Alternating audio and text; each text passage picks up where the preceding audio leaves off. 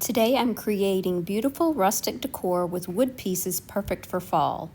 If you love cozy autumn DIY projects, be sure and check out the playlist hosted by Rustic and Lace DIY, Divine Designs, and Happy Tuesday. Welcome to the Chic Show. I recently found this ornate tray at the Goodwill bins, and the middle was just calling for some decoupage paper. So I'm going to be painting around the edges with Fusion Paint in Raw Silk, and this is from Sonnet's Maker's Box this month.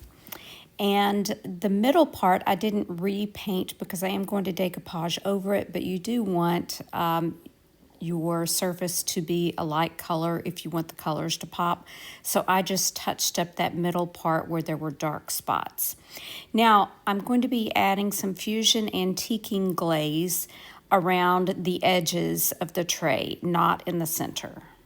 I worked with this in sections and took a dry paper towel and wiped it back. Now, this is one of the papers from Sonnet's Maker's Box this month, and it is a recycled paper, and I just put it in the middle and kind of used my fingernail to measure where to cut. I cut it to fit, and now I'm using liquid patina to adhere the decoupage paper down to the center of this tray. I'm starting with a little starter strip here. I'll apply the liquid patina, then I'll spritz my paper and make it a little bit wet, and then use my brush over the top. I'll do the same thing on the rest of the paper. Go ahead and apply the liquid patina, spritz it with water, and then place it down and brush over with the top. I did add more liquid patina to the top once I had it adhered completely down. By brushing the top of it, you can brush out any wrinkles. You can also still pick up your decoupage paper at first to pull out any wrinkles or bubbles. I love how this project turned out.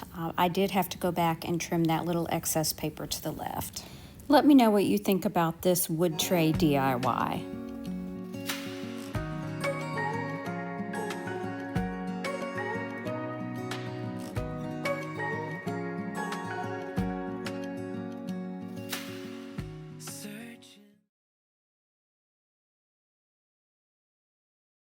I got 3 wood slices at Dollar Tree, and these 2 I'm going to be painting with milk paint in flour sack and sweet potato. Forgot to hit record, but I did cover the third one that has a hanger on it with Mod Podge and let it dry. And then I chose a decoupage paper that was from Sonnet's Maker's Box from last year, and I'm using the iron-on method for this. I'll set that aside to cool off, and I'll move on to my painted slices. I gave each one 2 coats of the milk paint, one in sweet potato and one in flour sack. The second coat, I used my heat gun to try and get some of those crackles. See here that the white one crackled more than the orange one did, and that is because milk paint is kind of unpredictable. So I went ahead and sanded around on the orange one just to bring back some of that original wood. I sprayed them both with a clear matte sealer. Now for the decoupage one, usually I would use my finger sander to sand around this, but I chose to use the burning method this time. I do have a spray bottle of water, and I did use it once, but this had such a rough edge, I thought it would be easier to burn it off than to try and sand it off.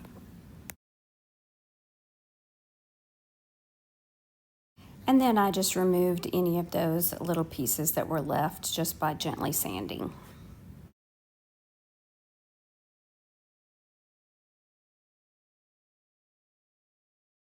Now to bring out those crackles, I'm using some of Jolie's dark wax, and I'm just rubbing this on both of these wood rounds, and then I'll wipe it back with a paper towel.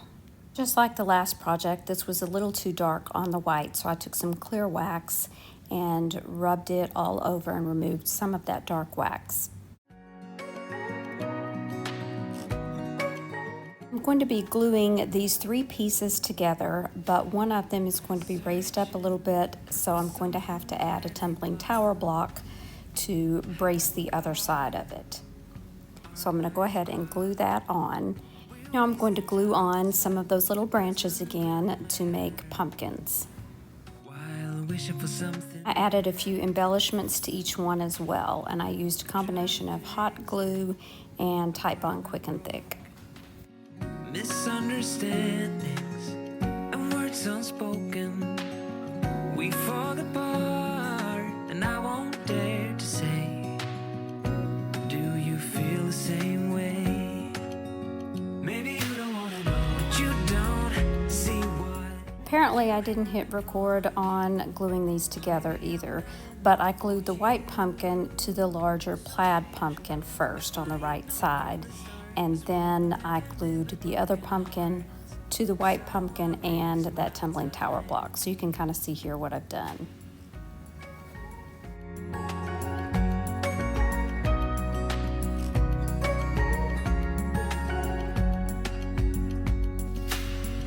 If we don't feel the same way, then don't pretend that everything's okay.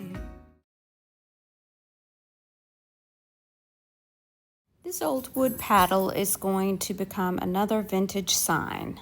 I made a stain for it using brown craft paint and a little bit of water. I do want to add another rub-on transfer to this piece, and I didn't want to risk it not sticking, so I chose to stain it with paint mixed with water rather than an antique wax or something like that.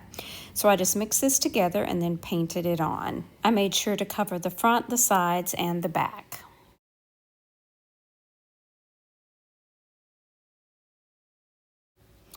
Once I had painted it on, I went back with a dry paper towel and just wiped off any excess and set that aside to dry.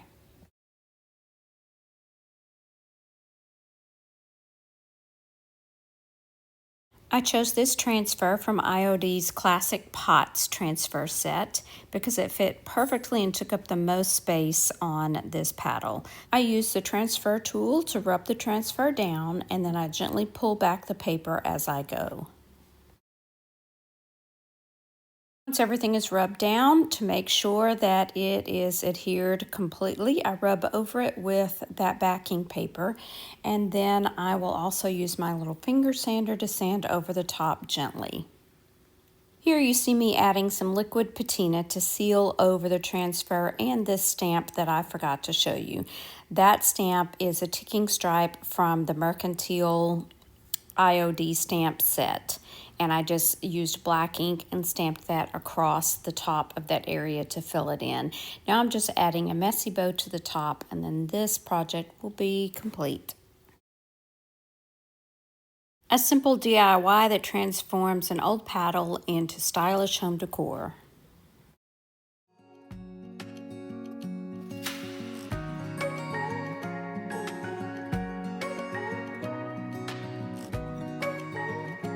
I hope you've enjoyed these rustic decor ideas using wood to bring that cozy fall and autumn DIY vibe to your home.